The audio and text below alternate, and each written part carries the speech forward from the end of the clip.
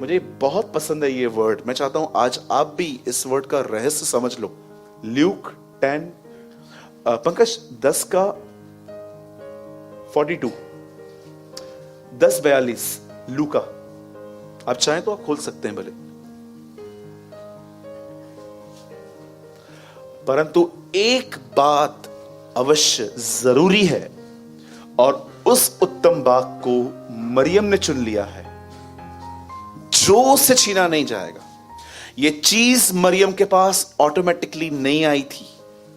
मरियम ने चूज की थी कि मुझे ऐसे करना है। मैं मानता हूं इंग्लिश बाइबल में कुछ मिस्टेक्स होती हैं, लेकिन मुझे यह वर्ड हमेशा हिंदी में पढ़ने में अच्छा लगता है। एक बात जरूरी है और उस उत्तम बाग को मरियम ने चुन लिया है, डिसीजन लिया है और वो उससे छीना नहीं जाएगा। Please English brother. Only one thing is important. सिर्फ एक चीज जो जरूरी है, Mary has made the right choice and it will never be taken away from her. आप जानते हो यीशु ने ये शब्द एक ऐसी बहन के लिए कहे जो उसके आदर से पहले, जो उसके पैरों पे बैठ के वो सुनना चाहती थी कि आज वो क्या कहेगा। लेकिन एक और बहन थी, वो किचन में बिजी थी, वो उसके लिए खाना बना रही थी। यीशु ने ये नहीं कहा कि ये है, यीशु ने कहा ये। पितर हिंदी लगाइए। मैं आपको इस वर्ड को थोड़ा समझाना चाहता हूं।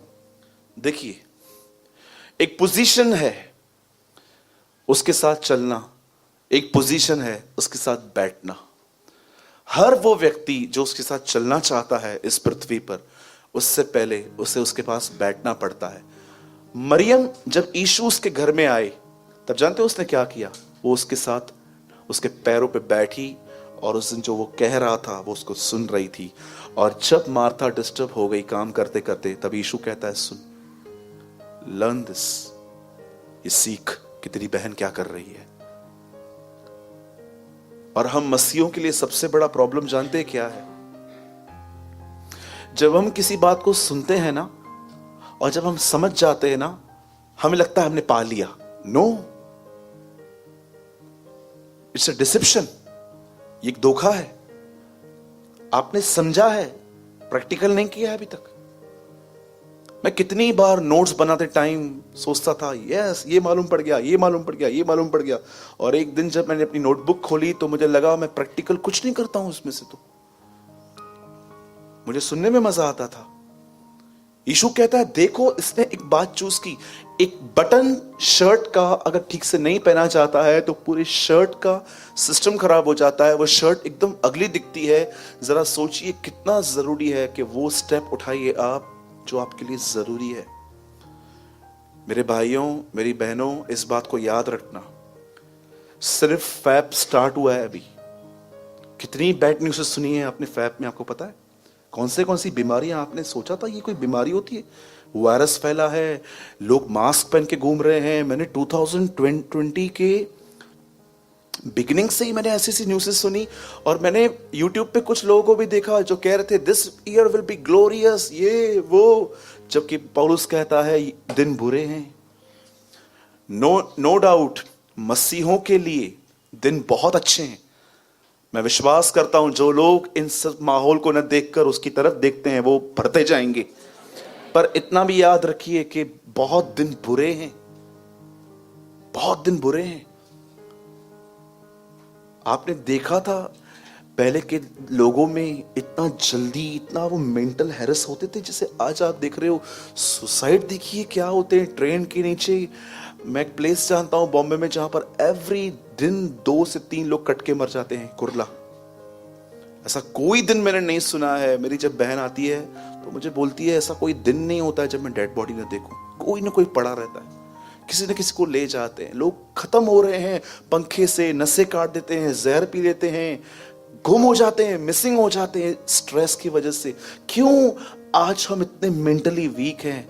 क्योंकि हमारे पास हमने अपने जीवन को, इस कलाम को हमने इग्नोर कर दिया है। प्रभु के साथ बैठें, दुआ करें उपवास करें, उसकी आवाज़ को सुनने की कोशिश करें। आप इतने स्ट्रांग हो जाओगे मेंटली, मैं आपको बताना चाहता हूं, न केवल आप ब्लेस्ड होंगे पर आप अपने परिवार के एक अच्छे प्रबंधक बनेंगे। मैं आपको लिख के दे सकता हूं, आपकी फैमिली आपके पास एडवाइस मांगने आएगी कि मैं इसमें क्या करूं, क्योंकि उन्होंने आपको मैच्योर देखा है। लेकिन अभी भी आपकी मर्जी है।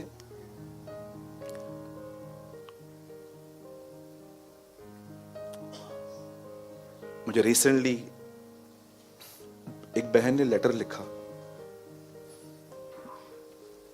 She is from Bangalore. जब वो लेटर मेरे पास आया तो उन्होंने मुझे एक बात कही, बोला सूरज भाई मेरी शादी को 2 साल हुए हैं, मैं पहले हुबली में रहती थी पर अब मैं बैंगलोर शिफ्ट हुई हूं अपने हस्बैंड के साथ। बोलती है ब्रदर मैं आपको 2 ईयर्स से वॉच करती हूँ यूट्यूब पे और मैंने आपके सभी संदेश सुने हैं, न केवल यहाँ लेकिन जो आप आउटरीच जब जाते हो तो मैंने वो वीडियोस भी आपके देखे। पूरा लेटर इंग्लिश में था। उसने कहा ब्रदर लेकिन मैं आपको बताना चाहती हूँ, जिस दिन मेरी मैरिज हुई मेरे हस्बैंड ने और मैंने फैमिली प्लान की, एक बच्चा हुआ हमें। उस बच्चे की परवरिश करते करते मैं बैकस्लाइड हो चुकी हूं, न मैं प्रभु को समय दे पाती हूं और मैं इतनी फ्रस्ट्रेट हो गई हूं। और जानते हो उस नीचे मुझे क्या लिखा, प्लीज प्रे फॉर मी।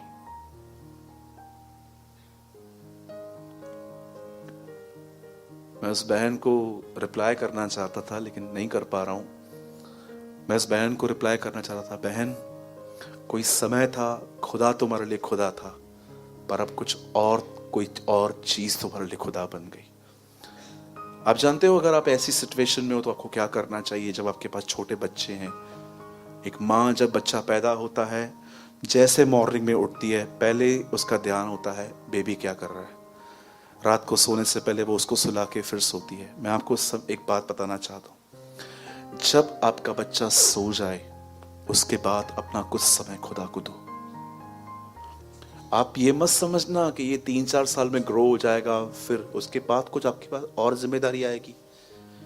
कभी भी ये मत सोचना कि कल संडे होगा, परसों सोमवार होगा, दिन आने वाले हैं मेरे जब ऐसे होगा कि मैं एकदम फ्री हो जाऊंगा। कभी नहीं होगा ऐसा। जब भी आप कुछ सुनो और आप ये अपने आप से कहो बस कल से शुरू, ये धोखा है। आज उद्धार का दिन है लिखा है, आज की रोटी हमें दे। एवरी सिंगल डे आपको अपने लाइफ में डिसीजंस लेने पड़ते हैं। आपको मैं सच बताऊं, मेरे को 1 जनवरी का कभी वेट नहीं होता है। कभी कभी लोग देखे होंगे आपने 1 जनवरी को बस 1 जनवरी बस आ रहा है ना, अभी न्यू ईयर एकदम मैं नया। अरे ये तूने 5 साल पहले भी बोला था।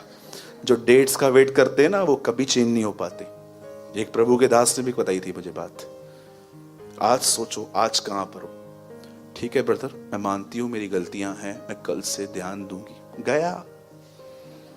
गया वचन।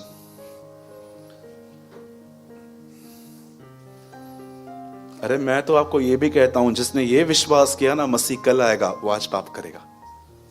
जिसने ये बिलीव किया वो आज आएगा, वो आज बचेगा। यही तो हमारा विश्वास है उस धन्य आशा पर। ब्लेस्ड होप इन अवर लॉर्ड जीसस क्राइस्ट। ठीक है भाई, बटन वाला एग्जाम्पल याद पड़ गया। जैसे बटन ठीक से नहीं लगाओगे तो पूरा शर्ट गया, वैसे ही अपने लाइफ की कुछ चीजें ठीक कीजिए, सब कीजिए। और याद रखिएगा, जब मैं आपको कहता हूं प्रभु को पहला स्थान दो, इसका मतलब जरूरी नहीं है कि आपको 6 बजे उठ के ही प्रभु के साथ बैठना है, पर जो समय आपको परमेश्वर काम के बाद देता है उसमें फेथफुली उसके साथ रहिए। Spend much time with God. बोलो यीशु मसीह की। कितने लोगों ने बात समझी? फ्री। चलिए ठीक है, हम स्टार्ट करते हैं। अभी आइए हम सब बाइबल ओपन करेंगे इस बार, जो भी लेकर आए हैं।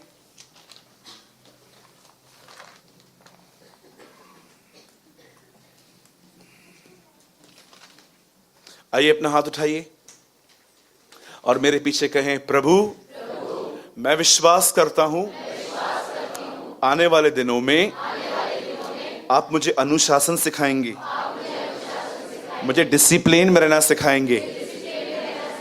बहुत सालों तक आपका हाथ मुझ पर है, पर मैं विश्वास करता हूं मेरे लिए वो साल है जब मैं आपके हाथ को नहीं, मैं आपके चेहरे को भी देखूंगा। क्योंकि वचन कहता है, धन्य है वे जो शुद्ध हैं, वे खुदावंत को देखेंगे। यस, आमेन, आमेन।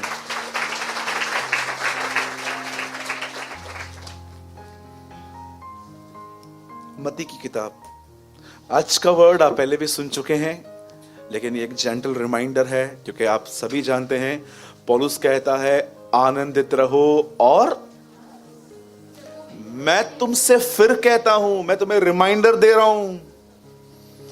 आज का वर्ड सिर्फ एक वर्ड नहीं है, एक रिमाइंडर भी है। और मैंने इतने साल ये कहानी पढ़ी, पर मैं पहली बार पवित्र आत्मा के द्वारा इस कहानी के अंदर एक ऐसी चीज देख पाया जिसने रिसेंटली मुझे बहुत आशीष दी है। आइए हम सब, मैं चाहता हूं आप सब मेरे साथ खोलें मत्ती का 24वां अध्याय।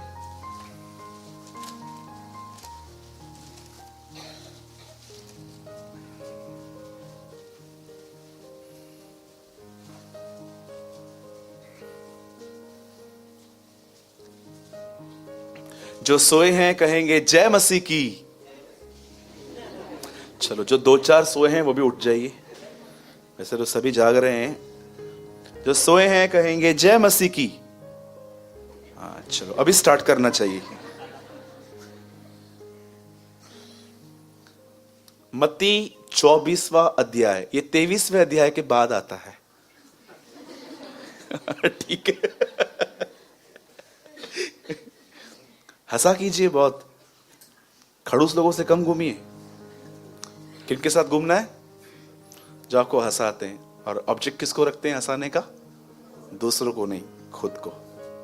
ठीक है, दूसरों पे कभी भी, एक दिन प्रभु टीम खड़ी करेगा जो आप पे हंसेगी। आमीन। कभी भी दूसरों के नाक को देखकर, मुझे इतना दुख हुआ, मैं एक भाई के साथ था इन दिनों में, तो एक आदमी की आंख थोड़ी इस तरफ थी, तो उसने उसको बोला सी करजत का सारा। मैंने उसको बोला शेम ऑन यू, बेशरम इंसान है तू, क्या बात करता है यार। वो बेचारा, वो क्या बाय बर्थ है ना वो।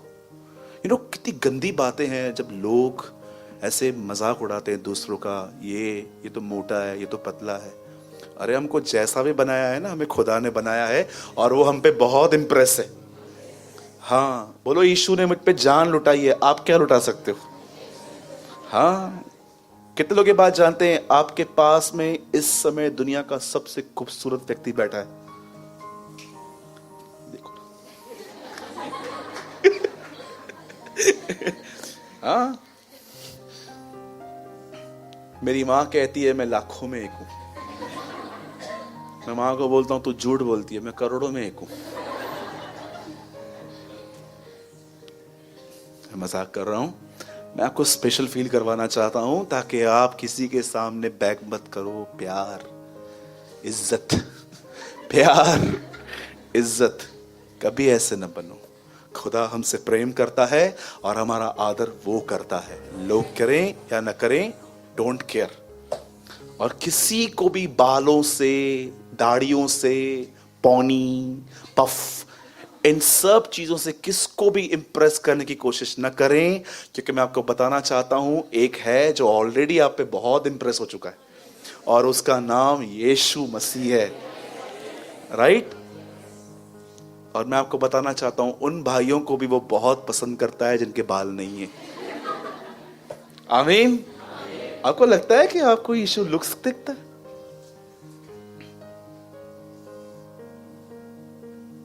बच्चा जो कचरा बीन के खाता है ना, वो उससे भी उतनी ही मोहब्बत करता है, वो उसके लिए भी मरा है। एक प्रभु की महान दासी ने कहा, अगर तुम इस पृथ्वी पे अकेले व्यक्ति होते और पाप करते, तुम्हें अकेले को बचाने के लिए वो क्रूस पे मरता। That's his love.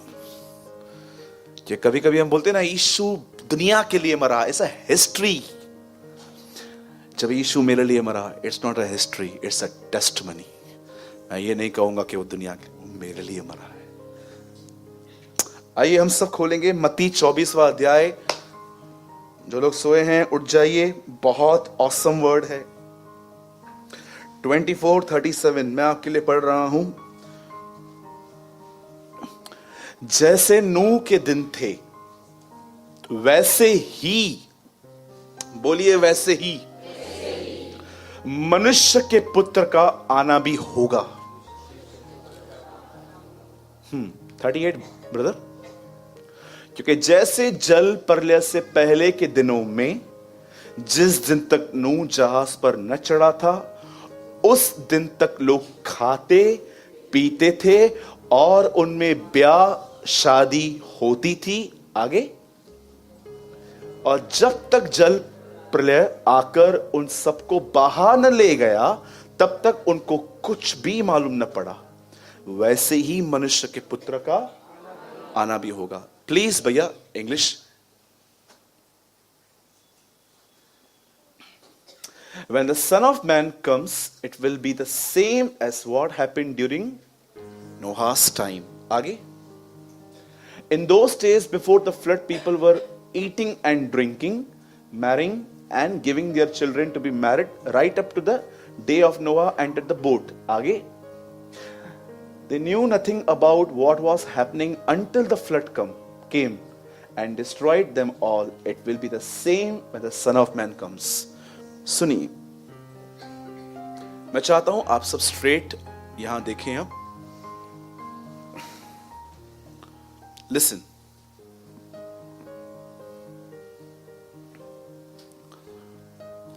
आप जानते होंगे सबसे पहले जिस व्यक्ति ने परमेश्वर का मंदिर बनाया था, उस व्यक्ति का नाम था सुलेमान। लेकिन वो मंदिर ज्यादा समय तक न रहा, उस मंदिर को तोड़ दिया गया। उसके बाद एक और बार प्रभु का मंदिर बना, फिर से टूट गया।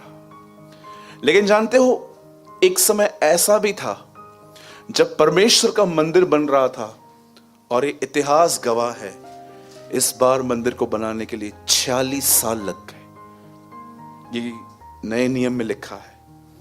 यीशु ने एक बार कहा, इस मंदिर को ढहा दो, मैं इसे 3 दिन में खड़ा करूंगा।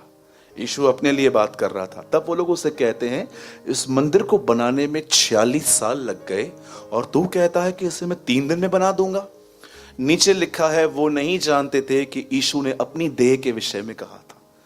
अब आप सोचिए, 46 साल एक मंदिर को बनते हुए थे, वो कितना खूबसूरत होगा। जरा सोचो, आप जब 5 साल के थे तो आप एक जगह से पास हो रहे थे और आपने डैडी से पूछा, डैडी ये क्या है? बेटा कंस्ट्रक्शन चल रहा है। बस सोचिए, जब आप 51 ईयर्स के हो गए और एक दिन आप वहां से गुजर रहे थे, आपने देखा अब तक कंस्ट्रक्शन चल रहा है 46 सालों से। जरा सोचिए, 46 ईयर्स अगर एक टेंपल को बनाने में लग गए होंगे तो वो कैसे बना होगा। इसीलिए पतरस ने उसे वो टेंपल दिखा के कहा, प्रभु क्या तू उस मंदिर को देख रहा है? और यीशु ने उस मंदिर को देखकर एक बात कही, तुम इस मंदिर को और हर चीज को नाश होते हुए देखोगे। जब उन्होंने ये बात सुनी, तब ऐसा लिखा गया कि वो उन्हें पहाड़ पे ले गया और वो उनसे 2 सवाल पूछने लग गए, हमें बता तेरा आना और जगत के अंत का क्या चिन्ह होगा। 2 क्वेश्चंस। मैं इन दोनों क्वेश्चंस के आंसर आज प्रीच नहीं करूंगा, मैं सिर्फ एक प्रीच करूंगा, एक चीज। और जरा देखिए कितनी ऑसम टीचिंग है आज। अगर आपने इसको समझ लिया तो लाइफ बदल सकती है आपकी वहां पर बैठे बैठे। मैं विश्वास करता हूं कि आज का प्रचार जब होगा, परमेश्वर आपसे मुलाकात करेगा। जानते हो यीशु ने वहां पर क्या कहा? यीशु ने उनको जगत का अंत भी बताया और उसने उनको यह भी बताया कि मेरा आना कैसे होगा। जब उसने उनसे पूछा कि प्रभु आपका आना कैसे होगा और जगत का अंत कैसे होगा, तब यीशु ने उन्हें कोई डेट नहीं दी, उसने उनको कोई तारीख नहीं दी। आज भी बहुत सारे जो लोग हैं, मैं आपको बताना चाहता हूं, वो अनबिब्लिकल थिंग्स को ढूंढ रहे हैं, मसीह के आने के चिन्ह ढूंढो, लेकिन उन तारीखों को ढूंढते रहते हैं। बहुत सारे लोगों ने प्रोक्लेम किया था यीशु इस साल में आएगा, वो साल में आएगा, ये साल में आएगा, वो साल में आएगा। मैं आपको बताना चाहता हूं, जो चीज इस पृथ्वी पर यीशु अपने आप में नहीं रखता था, वो आप क्यों ढूंढने की कोशिश कर रहे हैं? उसने ये कभी भी नहीं कहा कि उन सीजन्स को ढूंढो, कि मैं कब, वो उस तारीख को ढूंढो। उसने कहा सुनो, तैयार रहो। आप जानते हो बाइबल सबसे ज्यादा किस चीज पे जोर देती है? तैयारी पर। क्या फायदा मुझे पूरा ज्ञान हो पर मैं तैयार नहीं हूं? इससे अच्छा लेस नॉलेज हो पर मैं तैयार रहूं। अब यीशु ने वहां पर कहा कि मेरे आने से पहले नूह के दिन आएंगे। अब अगर आप चाहते हैं कि नूह के दिनों में क्या था, तो बहुत सिंपल क्वेश्चन आंसर है, आपको नूह के दिनों के बारे में पढ़ना पड़ेगा। आपको उन चैप्टर्स में जाना पड़ेगा जहां पर ये बातें लिखी गई हैं। और मैंने इन दिनों में उन सारे अध्यायों को पढ़ लिया और मैं एक ऐसी चीज वहां पर देख पाया जो मैं आज आपसे शेयर करना चाहता हूं। और मुझे लगता है कि आपने बहुत बार बाइबल पढ़ी होगी, आपने बहुत बार इन बातों के बारे में संदेश सुने होंगे, पर जरा देखिए क्या आपने ये लर्न किया है आज तक? आप जानते हो बाइबल ऐसा बताती है, उन दिनों में इंसान के मन में जो कुछ पैदा होता था नूह के दिनों में, वो बुरा ही होता था। भलाई के विचार ही नहीं आते थे। हमेशा कुछ न कुछ गंदगी अंदर से निकलती थी। मुझे आज भी बहुत अच्छे से एक बात याद है। मुझे एक व्यक्ति से कुछ समय पहले बात करनी थी। मैंने उसे कई बार कॉल किया, उसने मेरा फोन नहीं उठाया। आप ट्रस्ट कीजिए, चौथी बार मैंने उसको कॉल नहीं किया। कुछ साल पहले की बात है। मुझे एक भाई ने कहा फोन कर लो ना। मैंने बोला बस अब मैं और अपनी बेइज्जती नहीं करवाऊंगा। बोला क्यों, क्या हुआ? ये कोई तरीका है? 2 घंटे से कॉल कर रहा हूं, उसको उठाने का टाइम नहीं है। क्या मेरे मन में ये ख्याल आया कि ये फोन नहीं उठा रहा है, सब ठीक है कि नहीं, इसके घर में सब ठीक है, कहीं ये बीमार तो नहीं पड़ा है, कहीं एक्सीडेंट तो नहीं हो गया? आप ट्रस्ट कीजिए, नेक्स्ट डे उस भाई ने, जानते मुझे कॉल क्या किया? बोला भाई माँ की शुगर बहुत बढ़ गई थी, उसे लेके जाना पड़ा। और मैं अपने आप पे सोच रहा था, मैं कैसा व्यक्ति हूं, मैं क्या कर रहा हूं। कभी कभी आप देखिए हमारे मन में जो पैदा होता है, एक बहन जो बहुत टाइट फिट्स पहनती है, जब वो आपके यहां से गुजरती है, आपके मन में क्या ख्याल आते हैं आप जानते हो? क्या आप ये कहते हो? मैं कभी कभी सोचता था कि जब यीशु के सामने स्त्रियां जाती होंगी तो यीशु उनको देखकर, अब सीधी सी बात है, यीशु पट्टी पहन के तो नहीं घूमता था। ऐसा लिखा है कि यीशु काली पट्टी पहन के घूमता था। जब यीशु भी किसी स्त्री को देखता था तो जानते हो, मुझे ऐसा लगता है कि जब वो किसको देखता था जो वेल ड्रेस्ड नहीं थी, तो मुझे लगता है वो उनको देख के ऐसा सोचता होगा, ये मेरी वो बेटी है जिस दिन एक दिन मैं इसके लिए बलिदान हो जाऊंगा। मुझे कभी कभी ऐसा लगता है कि जब यीशु किसी स्त्री को देखता था तो वो ऐसे सोचता होगा, ये मेरी वो बेटी है जिसके लिए मैं एक दिन अपने आप को मार दूंगा, मैं बलिदान हो जाऊंगा। आज मैं आपसे पूछना चाहता हूं, क्या आपने उन दिनों के बारे में जाना? ऐसा लिखा है कि उन दिनों में मनुष्य के मन में जो कुछ पैदा होता था वो बुरा ही होता था। आज कभी कभी आप देखिए, माफ कीजिएगा मैं ये बात कह रहा हूं, जरा आप देखिए, आपका जिनमें काम फंसा हुआ रहता है, आप न चाहते हुए भी कितना स्वीटली बात करते हो उनसे, लेकिन जिनमें आपका काम नहीं है उनके साथ आप कितने हार्ड होते हो, कितने हार्ड होते हो आप उनसे। जरा सोचिए, जिसमें आपका काम फंसा हो, गवर्नमेंट ऑफिस में जाके बात करके दिखाओ, जाओ लाइसेंस वाले से टेढ़ा बात करके दिखाओ, उसको बोलो ए लाइसेंस दे चल, बोलेगा क्या? उसका आपका लाइसेंस उसके पास होगा भी ना तो भी आपको 6 महीना यहां वहां भटकाएगा, बोलेगा जा चल। मेरे साथ हुआ है ऐसा। लेकिन आप देखो, जब आप प्राइवेट बैंक में जाते हो तो वहां पर लोगों को बोलते हो पानी लेकर आओ। स्टेट बैंक में करके दिखाओ, क्या आपको पता है प्राइवेट कौन सा है, गवर्नमेंट कौन सा है? जाओ स्टेट बैंक में चल के दिखाओ, कैनरा बैंक में चल के दिखाओ, जो गवर्नमेंट बैंक है वहां पर कुछ करके दिखाओ। लेकिन जब आप प्राइवेट बैंक में जाते हो, आप देखो आपका एटीट्यूड बदल जाता है। कई बार आप, मुझे आज भी याद है, एक दिन मैं लोकल ट्रेन में था, तो मैं किसी के सामने से खड़ा हो गया था। 4 लोग बैठते हैं ना, मैं से खड़ा हो गया था। आप उठोगे, मैं बैठूंगा।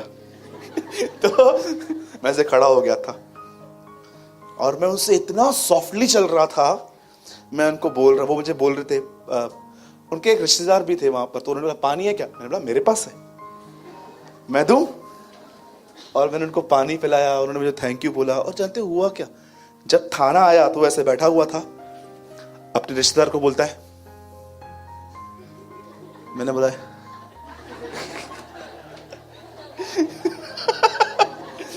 उसको बोलता है, और जैसे उठा वो बैठा, मैं अंदर में। मुझे प्रभु ने कहा ढोंगी, क्यों? अच्छा चल रहा था, काम नहीं हुआ तो रियल हो गया मैं। कभी कभी आप देखो, जिनमें आपका काम फंसा हुआ रहता है, काम वाली बाई को तो आजकल रानियों की तरह रखा जाता है, क्योंकि पता है अगर ये नहीं आई तो कल काम वाली बाई मैं हूं, है ना?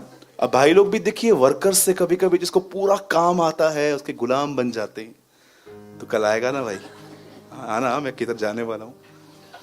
लेकिन जिनमें आपका काम फंसा हुआ नहीं है, ओ हो, उसके बाद देखो उसके साथ आप कैसे, कितने हार्ड हो। इसलिए यीशु ने कहा आओ मुझसे सीखो, क्योंकि मेरा दिल नम्र और दीन है, मैं सबके साथ हार्ड नहीं हूं।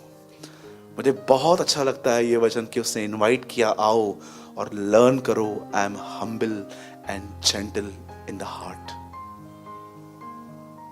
ये सारी बातें उन दिनों में थी। जरा देखिए, जब आपको पैसे नहीं होते हैं, माँ बाप से कैसे बात करते हो, लेकिन जिस दिन पैसे आ जाते हैं, तू करके बात करते हैं। आज की जनरेशन मालूम है माँ बाप को क्या बोलती है? तू है ही पागल, तुझे तो अकल नहीं है। अगर आप यूथ हैं, मैं आपको एडवाइस देता हूं, रिस्पेक्ट योर पेरेंट्स। आंख बंद करके उनकी मानो। मैं नहीं कहता हूं कि अगर वो आपको कुछ ऐसा सिखा रहे हैं जो प्रभु के खिलाफ है वो करो, पर एटलीस्ट उनका ऑनर करो। जरा उन लोगों से पूछो जाके जिन्होंने माँ बाप खो दिए, उनको कितनी याद आती है कि काश मैंने कदर की होती उसकी। लेकिन बहुत लोग जीते जी कदर नहीं करते हैं। राइट? मैं गलत बोल रहा हूं?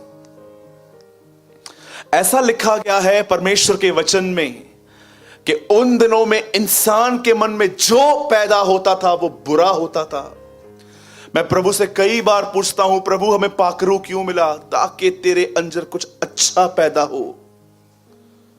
क्यों तूने हमें पवित्र आत्मा दिया? ताकि तुम्हारे अंदर, पौलुस कहता है, मुझ में कोई बली वस्तु वास नहीं करती, और मैं जानता हूं एक ही बली वस्तु इन दिनों में हमें वास करती है, पवित्र आत्मा। कौन इस जीव को वश में कर सकता है? उसके बाद लिखा है मनुष्य से तो ये नहीं हो सकता, मनुष्य से नहीं हो सकता। तो एक ही आंसर है, एक ही है जो उसे कंट्रोल कर सकता है, पवित्र आत्मा। आप जानते हो बाइबल बताती है नूह के दिनों में ऐसा हुआ कि जो कुछ इंसान के मन में पैदा हो रहा था वो सब बुरा ही पैदा हो रहा था। और उन दिनों में एक और चीज वहां पर हो रही थी, ध्यान दीजिएगा, एक और चीज वहां पर हो रही थी। आई एम सो सॉरी ये कहते हुए, लेकिन ये सच है। उन दिनों में बहुत सारे लोग अनलॉफुल सेक्स कर रहे थे। याद रखिए, सिर्फ परमेश्वर ने एक ही प्यार को व्यभिचार नहीं कहा है, हस्बैंड और वाइफ। अगर एक पति पत्नी शादी के बाद एक दूसरे को छूते हैं, बाइबल इसे व्यभिचार नहीं प्रेम कहती है। लेकिन अगर वो शादी से पहले एक दूसरे को छूते हैं तो बाइबल उसे व्यभिचार कहती है। आप जानते हो, इस बात को याद रखना, sex is not for man and women, it's for husband and wife. वो एक पति पत्नी के लिए है, आपके लिए नहीं है। इस बात को हमेशा याद रखें। मैं कितने लोगों से मिला इन दिनों में, बहुत सारे लोगों से, जिन्होंने बहुत सीरियस मिस्टेक्स की हैं। प्रभु तो उनको माफ कर चुका है, खुद को माफ नहीं कर पा रहे। बोलते हैं हमने ये किया, हमने वो किया। मैंने उनसे सरेंडर प्रेयर्स करवाई, बोलो कि मैंने खुदा तुझे अपना जीवन वापस दिया। 1 महीने के बाद वापस कॉल, ब्रदर मैं ऐसा हूं, मैं वैसा हूं, मैं ऐसा हूं, मैं वैसा हूं। आप जानते हो उन दिनों में क्या हो रहा था? परमेश्वर ने एक स्त्री और एक पुरुष को एक विवाह में बांधा है ताकि वो एक साथ रहें, अपना वंश बढ़ाएं। लेकिन उन दिनों में ऐसा नहीं था। उन दिनों में तो छोड़िए, स्त्री और पुरुष भी छोड़ो, स्त्रियां स्त्रियों के साथ, पुरुष पुरुषों के साथ पाप कर रहे थे। आप पढ़ सकते हो, लूत के दिनों में भी ऐसा होता था। लूत ने 2 स्वर्गदूतों को बोला आओ अंदर छुप जाओ। अरे वो अंदर छुप गए, पूरा नगर वहां पर आ गया। बोलते हैं निकाल उन दोनों को बाहर। लूत कहता है मेरी बेटियों को देखो, उन्होंने किसी पुरुष का मुंह नहीं देखा है, उन्हें ले जाओ पर इनको मत करो, ये अतिथि हैं। बोलते हैं नो, वी वांट मैन, हमको वो चाहिए। इतना व्यभिचार बढ़ गया था। जब परमेश्वर ने देखा कि मन में ऐसा पैदा होता है, ये लोग क्या कर रहे हैं, अनलॉफुल सेक्स करते हैं ये लोग। उसके बाद एक और चीज लिखी है, उन दिनों में मनुष्य की गिनती बढ़ रही थी। आज आप देखिए पॉपुलेशन कितनी बढ़ गई है। हम इंडिया में कितने 127 करोड़ लोग रहते हैं, वो भी मैंने 3 महीना पहले पढ़ा था। हर दिन, मैं ये नहीं कहता हूं कि पॉपुलेशन बढ़ना, पर मैं कहता हूं जो उन दिनों में हुआ था वो आज भी आप देखते हो। अब हुआ क्या, ऐसे माहौल को परमेश्वर बचाने की कोशिश कर रहा था और परमेश्वर ने एक व्यक्ति को देखा जिसका नाम था नूह। और आप जानते हो वो एक ऐसा व्यक्ति था जो, मैं नहीं कहता हूं परफेक्ट था, पर अपराइट था। वो प्रभु के साथ चलता था और ऐसा लिखा है नूह धर्मी पुरुष था और प्रभु के साथ चलता था। आप जानते हो नूह धर्मी कैसे बना? प्रभु के साथ चलते हुए। एक व्यक्ति अगर कहता है मैं धर्मी हूं, तो याद रखना उसमें धार्मिकता निवास करती है।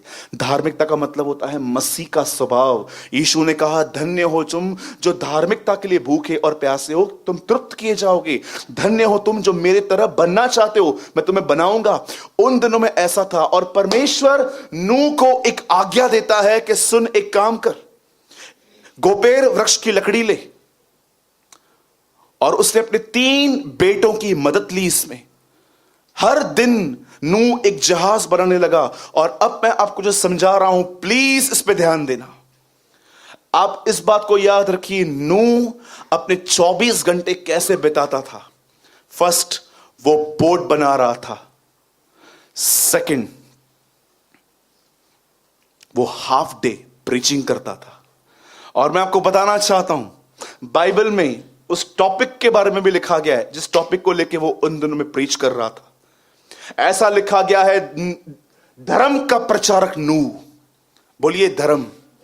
ऐसा लिखा गया है, धर्म का प्रचारक नूह उन दिनों में बचा और संसार को दोषी ठहराया। आप जानते हो जब बाइबल कहती है धर्म, तो उसका अर्थ क्या है?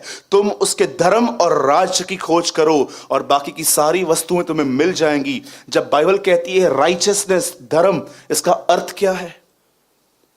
प्लीज आप बाइबल मत खोलिएगा, मैं आपको एक सिंपल वर्ड दिखा रहा हूं ताकि आप इसको समझ पाओ। पंकज, व्यवस्था विवरण 6 अध्याय का लास्ट वर्ड कोट करो। देखो जब बाइबल कहती है धर्म का प्रचारक, तो धर्म होता क्या है? यदि हम अपने परमेश्वर यहोवा की दृष्टि में उसकी आज्ञा के अनुसार इन सारे नियमों को मानने में चौकसी करें, तो यही हमारे लिए धर्म ठहरेगा। That's called righteousness. जानते हो नूह ने क्या प्रचार किया? राइचियसनेस।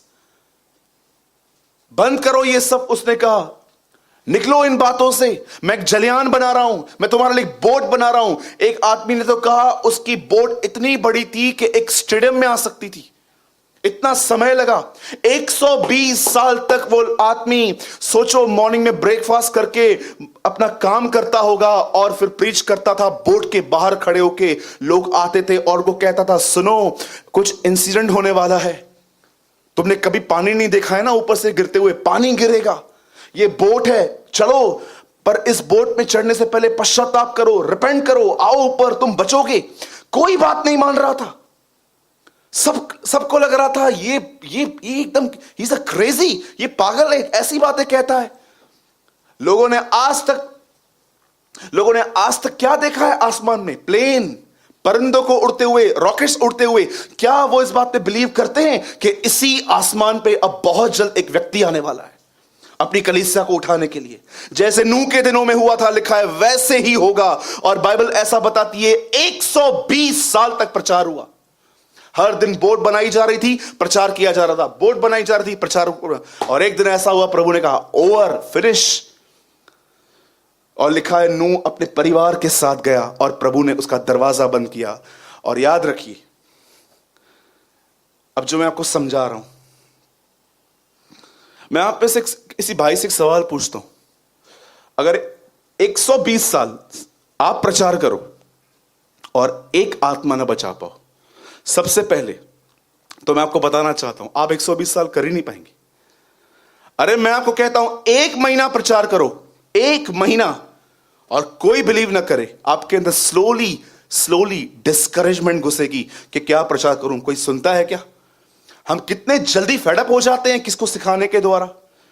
हम अपना बिहेवियर ही बदल देते हैं, बैठे रहे, करूंगा ही नहीं मैं तो कुछ। तो उस आदमी ने क्या एटीट्यूड रखा था, उससे गिव अप नहीं किया। मैं आपको बताना चाहता हूं, जब आप किसी को समझाओ ना, ये नहीं ये कर, ये नहीं ये कर, और आप देख रहे हो बिल्कुल रिजल्ट नहीं आती है, मैं आपको बताना चाहता हूं, गिव अप मत करो, दुआएं करो, मसीह को अपने अंदर प्रकट, मसीह को दिखाओ। और आप जानते हो, एक दिन ऐसा हुआ जब वो चला गया। अब मैं आपसे पूछना चाहता हूं इस बात को, उन दिनों में जब नूह बातें कर रहा था, वो उन बातों को समझ क्यों नहीं पा रहे थे? बाइबल बताती है 3 जगहों पे उनका मन था। पहली चीज, खाने और पीने में। बोलिए बाजू वाले को, उन दिनों में लोगों का मन खाने पीने में था। अब ध्यान दीजिए, कितने लोग ये बात जानते हैं, यीशु भी खाना खाता था। खाना पीना पाप है? फिर यीशु ने ऐसा क्यों कहा कि अंतिम दिनों में लोग खाएंगे पिएंगे? जानते हो यीशु क्या समझाने की कोशिश कर रहे थे? वो ये कह रहे थे, लास्ट डेज में तुम लोगों को खाने के लिए क्रेजी देखोगे।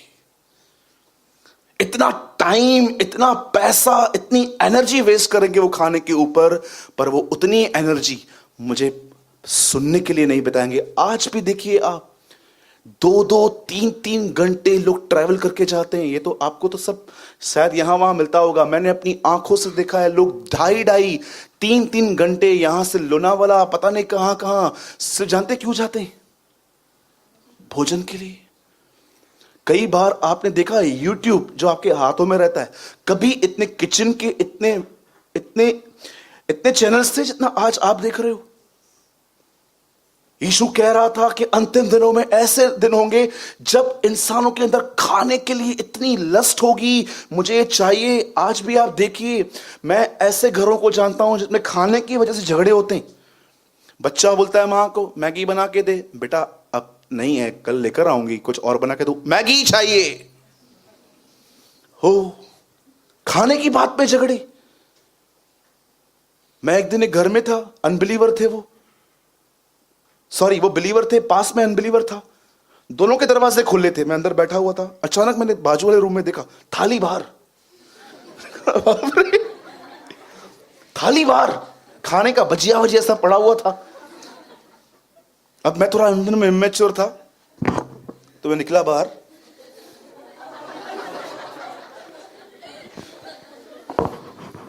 और वो आदमी इतना गुस्से में था, मैं अंदर चला आया कि जो मुझे मिलने वाला है वो भी ना फेंक दे। क्या करती है, खाना नहीं बनाती है। बाप रे, ये खाने के लिए।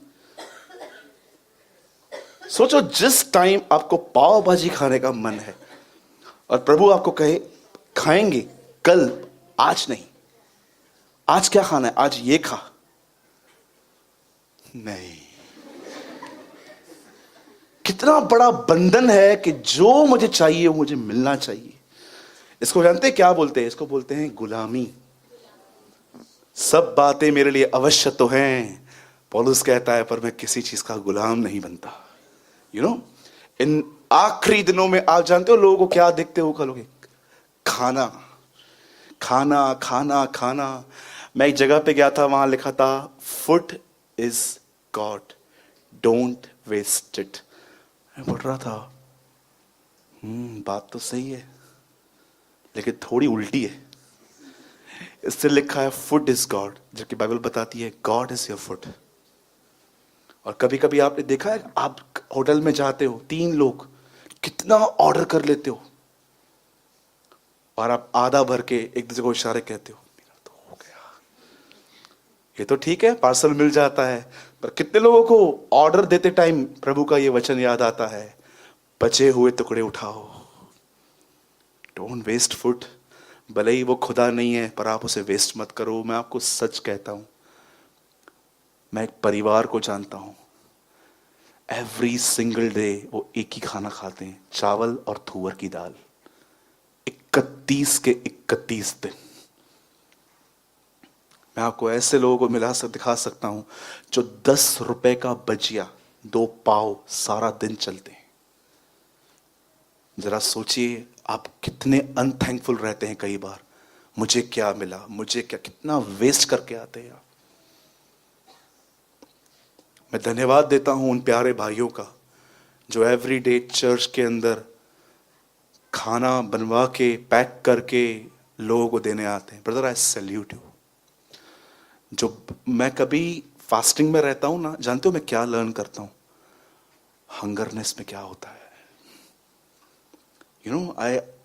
मैंने ये लर्न किया है, जब फास्टिंग में भूख लगती है तो कभी कभी मैं उन लोगों का पेन समझ लेता हूं जो भूखे होते हैं। मैंने इतना ब्लेस्ड हुआ, एक दिन मैंने खुद को भूखा रखा था ये समझने के लिए कि भूख होती क्या है। पहले के दिनों में मुझे भूखा रहना पड़ा था कुछ समय पहले, पर इन दिनों में कभी कभी मैं भूख में रहता हूं ना, मैं लर्न करता हूं भूख क्या होती है। फिर जानते हो जब मैं किसी गरीब से मिलता हूं ना, मुझे महसूस होता है ये आदमी कहां से गुजरता होगा। मेरे भाइयों और बहनों, अंतिम दिन ऐसे दिन है, खाने पीने पर लोग का मन लगा रहेगा। खाना पीना पाप नहीं है, हाँ ऐसा नहीं है आप रात को कुछ खाना ही नहीं बनाओ, आपके पति मेरे को कॉल करेंगे क्या सिखाया, खाना नहीं दे रही है मुझे वो, बिल्कुल भी नहीं। खाना अच्छे से अच्छा क्वालिटी फूड खाओ, सारा दिन दिमाग से मत चलाओ। दूसरी चीज ईश्वर जानते हैं क्या कही, उन दिनों में लोग कहां थे, बोलो शादी ब्याह। चलो एक सवाल पूछते हैं, जो भी लोग सेलफोन यूज करते, जब आप किसी से चैट करते हो, बताओ आप क्या कर रहे हो, क्लीन चैट, बोलो मैं रिलेशनशिप मेंटेन कर रहा हूं। यीशु कहता है अंतिम दिन संबंधों के दिन है। आप कभी कभी देखते हो रास्ते पर स्टूडेंट्स, बड़े बड़े लोग बैग ऐसे पहन के, मैंने कितने लोगों को देखा है रास्ते पर,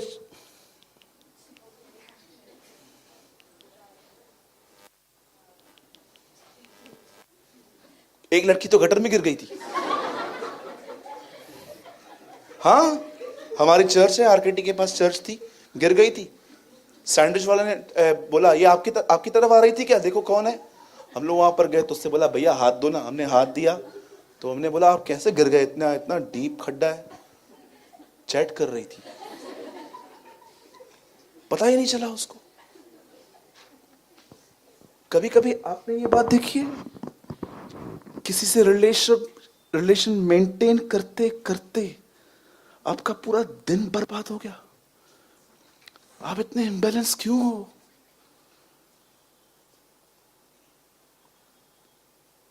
कई लोग कहते हैं ब्रदर हम आपको एक दिन मैसेज करते हैं, रिप्लाई दूसरे दिन आता है, क्यों। आप फर्स्ट नहीं हो मेरे लिए, शायद तीसरे दिन भी आएगा।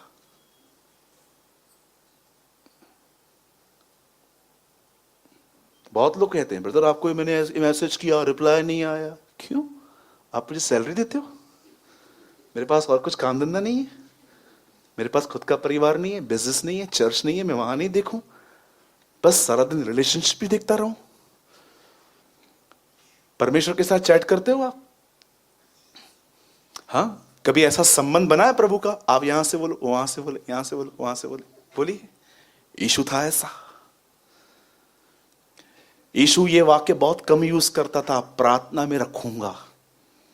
हम करते हैं क्योंकि हम थोड़े पिछड़े हैं, अब तक संबंध नहीं बना है। लेकिन यीशु कभी लोगों को नहीं कहता था, जब लोग उसके पास आते थे, प्रभु मुझे ये प्रॉब्लम है, 2 दिन रुक, प्रेयर करता हूं, आंसर आने दे।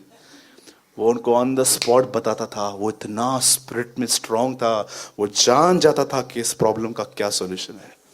काश हम भी उस तक पहुंच पाए। मैं नहीं कहता हूं संबंध मत रखो, कहीं ऐसा तो नहीं है संबंध ही बनाते रह रहे हो। याद रखिए, अटैचमेंट एक ऐसी चीज है, अगर आप बहन भी हैं, आप भाई भी हैं, आप किसी से भी अटैचमेंट रखो, मैं आपको लिख के दे सकता हूं, जिसके साथ आपकी अटैचमेंट है ना, वो आपसे बुरा भी करने के लिए कहेंगे ना, आपको करना पड़ेगा। वो आपको प्रभु के खिलाफ कचरा डालेंगे, लोगों के खिलाफ कचरा डालेंगे, आपको लेना पड़ेगा। मैं सोच रहा था, आदम ने हवा को क्यों बोला, क्यों खाई,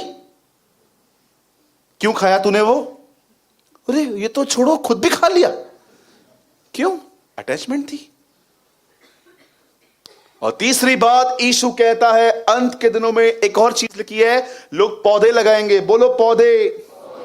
हाँ, पौधे लगाना पाप था।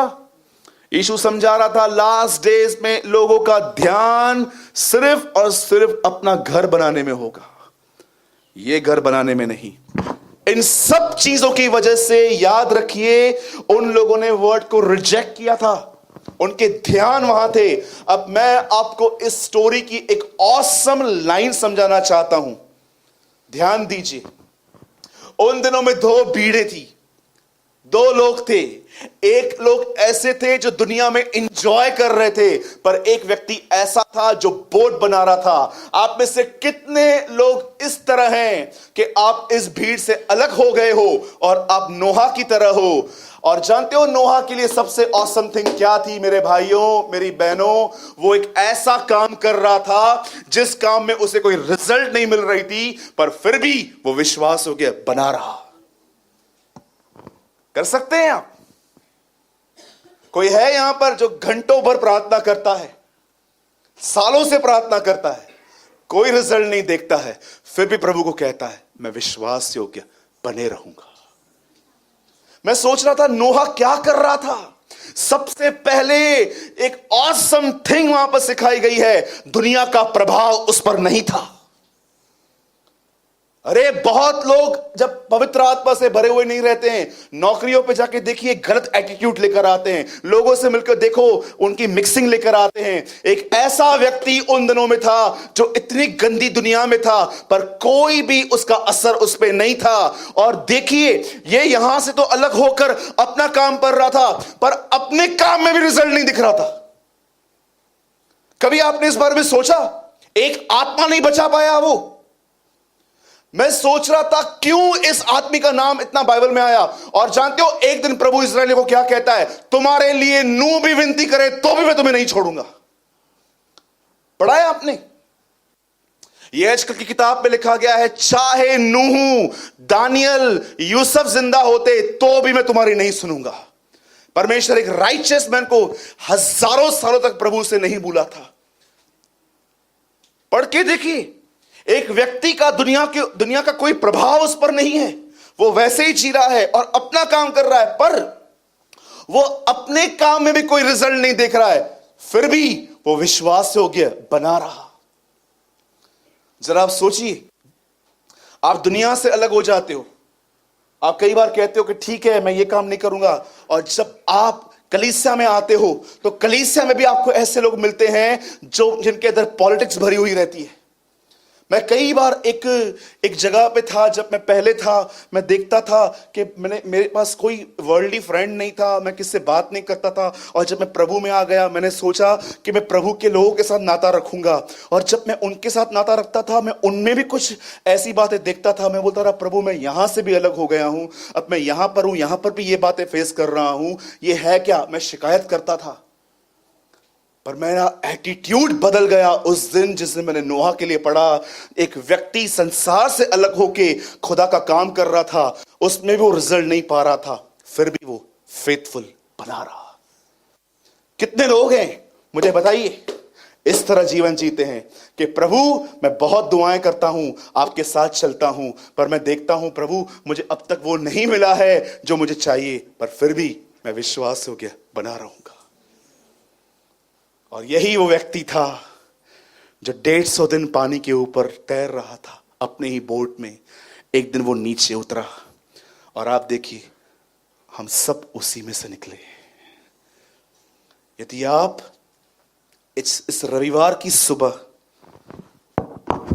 इस कलीसिया के अंदर परमेश्वर का वचन सुनने आए हो, तो आज परमेश्वर आपको एक ही चीज कहना चाहता है, my son, my daughter, be faithful.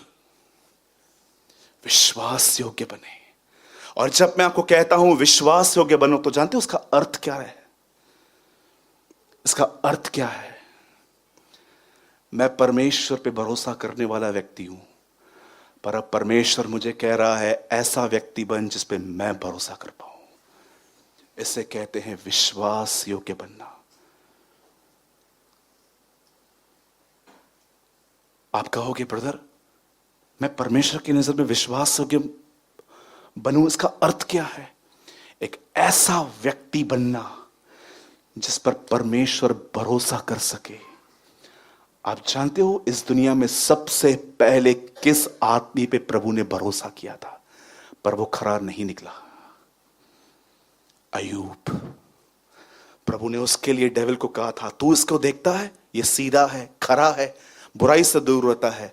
लेकिन अय्यूब अपने खरेपन पर अधिक समय नहीं बन पाया, और आप देखते हो 3 अध्याय के बाद उसने प्रभु को कोसना भी शुरू कर दिया। वो टूटा, वो नीचे गिरा। आज मैं आपसे एक सिंपल बात पूछ के मैं आपको सबको खड़ा कर रहा हूं। जस्ट मुझे एक बात का आंसर दीजिए, और मैं बड़े आदर से ये क्वेश्चन आपसे पूछ रहा हूं। मुझे इसका आंसर यस और नो में नहीं चाहिए, पर मैं चाहता हूं आप इस सवाल को आप अपने दिल में रखें आज। क्या आपने अपने आप को प्योर बना के रखा है?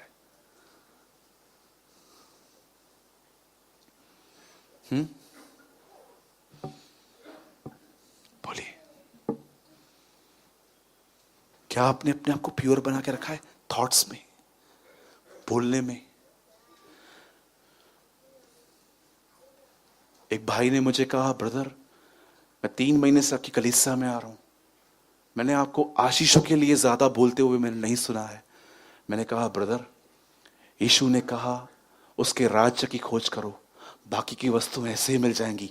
मैं लोगों को उसका राज्य ढूंढना सिखा रहा हूं, क्योंकि मुझे पता है ये राज्य ढूंढेंगे, जो कुछ कमी घटी है खुदा दे देगा।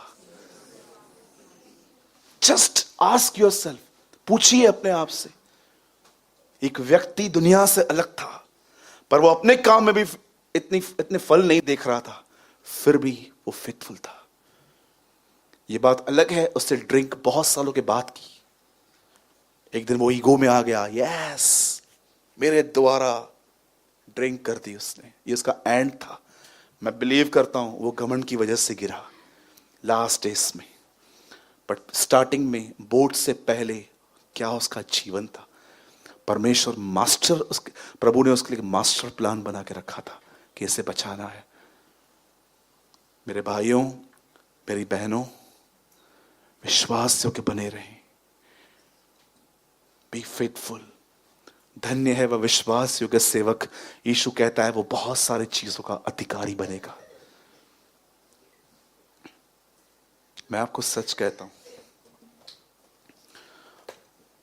अगर आप अपनी गवाही प्योर रखोगे ना, मैं आपको बताता हूं, आप मेरी तरह मिसअंडरस्टूड किए जाओगे। जैसे बहुत सारे लोग शायद मेरे लिए कुछ गलत ओपिनियन रखते हो कि नहीं ऐसा है, ऐसा है, ऐसा है, पर मैं आपको बताना चाहता हूं इनकी कोई फिक्र मत करो। Live for God.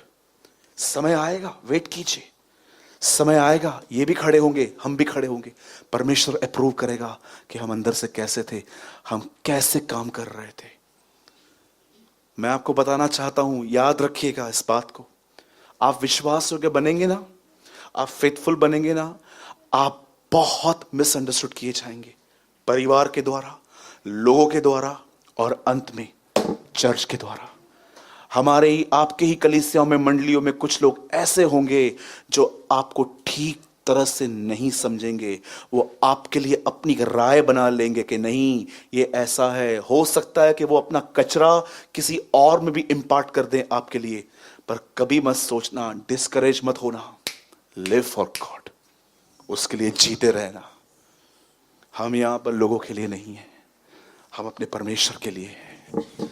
हम जानते हैं मसीह लौटेगा बहुत जल्द, हम जानते हैं हम उसके सामने खड़े होंगे। आइए बाइबल बंद कर दीजिए।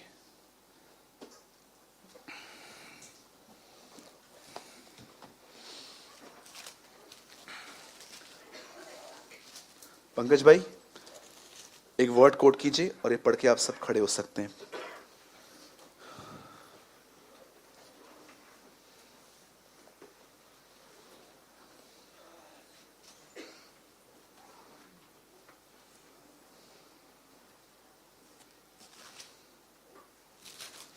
क्या किसी को वो वचन याद है कि मनुष्य के पुत्र के सामने खड़े होने के योग्य बन सको? किसी को भी अगर मिल रहा है प्लीज मुझे नंबर बताइए। पंकज जरा ढूंढिए, मैं चाहता हूं ये वर्ड हम सब पढ़ें और उसके बाद हम खड़े हो जाएं।